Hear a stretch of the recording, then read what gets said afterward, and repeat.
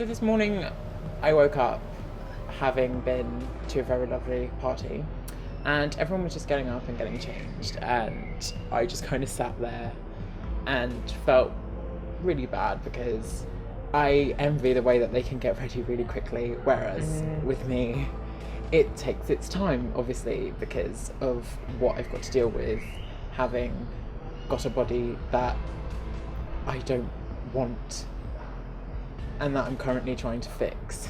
It's getting worse.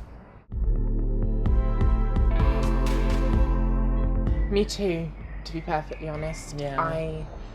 It took me 2 hours to get ready, not because I take a long time to get ready, but because I take a long time to muster up the energy and motivation to be able to face the day. The confidence on whether you can actually make it out the front door because of what your mind is just telling you people will think of you. Hi, my name's Loretta and I'm 17 years old. Right now I'm studying at college. I'm doing BTEC Music Tech, level 3. I'm doing AS Dance, AS Spanish and retaking GCSE English. Now, things at college for me have been better than at secondary school, but they still haven't exactly been easy. I began college dressing as female and presenting as female, and I passed as female, basically, not being big-headed, but I was just told this. However, the college that I'm going to, almost everyone from my secondary school who watched me boy, feminine boy, something in between, trans girl eventually, and so they saw my entire transition.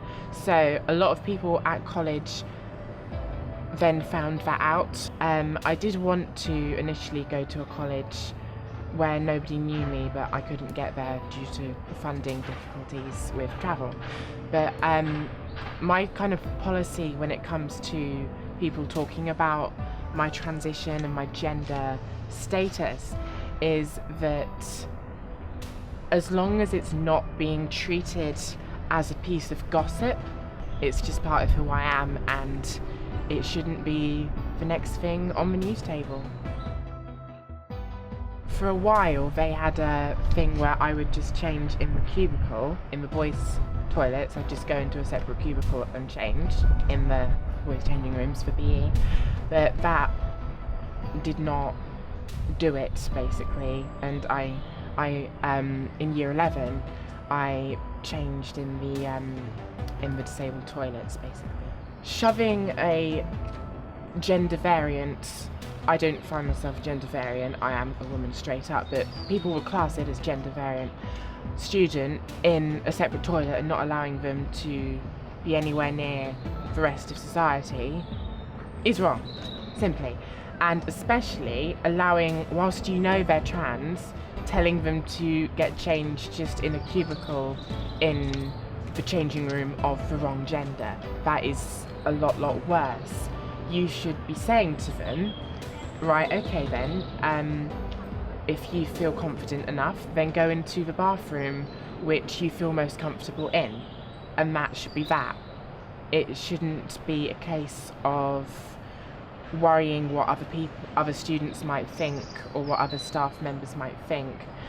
It should be a case of doing right by that child.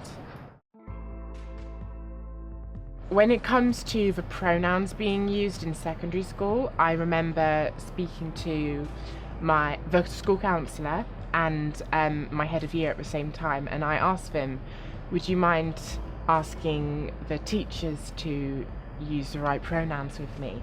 And this was probably partway through year 11, and I had been presenting in a feminine way since year 9, but it had increased, and in year 11 I was like completely feminine presenting, and my head of year says, let's just take it one step at a time, and that meant do nothing, basically. And what happened is a few teachers tried not to call me he and just tried to use my name or something. Most of them forgot and then corrected themselves about 5 minutes later, and it wasn't alright, it wasn't acceptable at all, and I felt still very upset about it. Looking back on it now, if I'd have been in that situation now, I would go up to each individual teacher that I was in classes with and ask them straight up, can you use female pronouns, because that's what I do now. However, as a 15-year-old, I was not as strong a person as I am now, so I wasn't in a position to do that. I was a little bit too vulnerable. I wasn't emotionally up to that, and I shouldn't have to be. The teachers should have gone and done that to make me feel comfortable in school.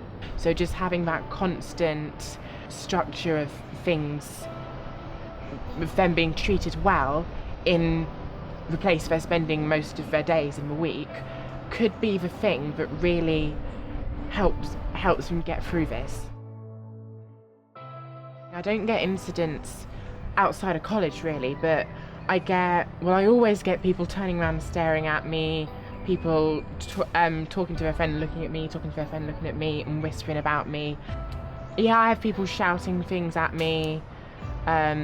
It's usually the kind of people where you can't even make out what they're shouting, but the point is, I've had sort of things like that, people wind down my car windows in the college car park and shout stuff at me, and there are a group of people that like to walk past me and make like sick noises and vomiting noises. And also once I had somebody throw food at me at college, and none of these things were, I didn't report it because I just didn't think that the hassle would even be worth it, because I didn't know their names.